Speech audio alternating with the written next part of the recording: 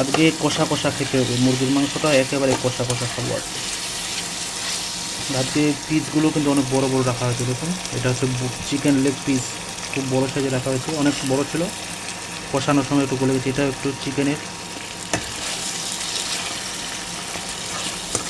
আর কষা কষা খাবো, শুধু কষা কষা।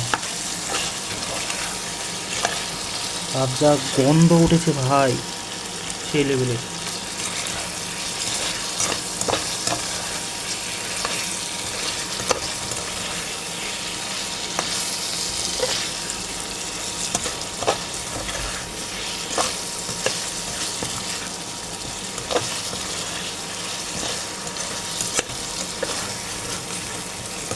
শুধু কষা, আমার একজনের জন্য এই মাংসটা বেস্ট। কেউ ভাববেন না যে অল্প, আমি একাই খাবো তার জন্য।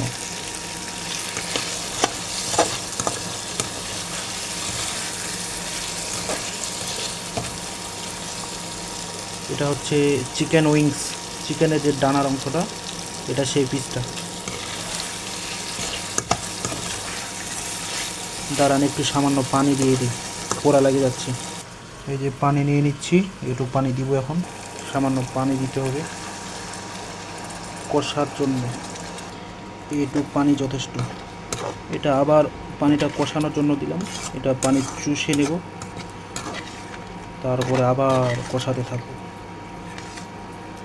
এই যে অবস্থা চিকেন। তারপর হচ্ছে এটা হচ্ছে হাড্ডিযুক্ত, মানে চিকেনের লেগ পিস আর কি। এই পিসটাও কিন্তু কম না।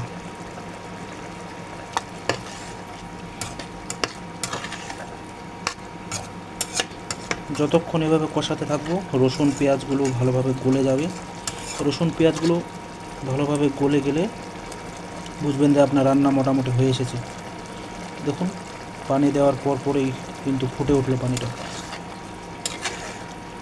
আমার কিন্তু চিকেন রান্নার সময় কিন্তু মাংসটা মানে ভেঙে যায় না।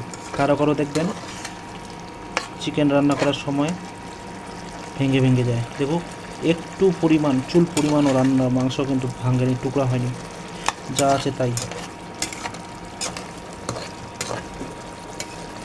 আরও মোটামুটি আধা ঘন্টার মতো সময় লাগবে সম্পূর্ণ রান্না তৈরি হতে।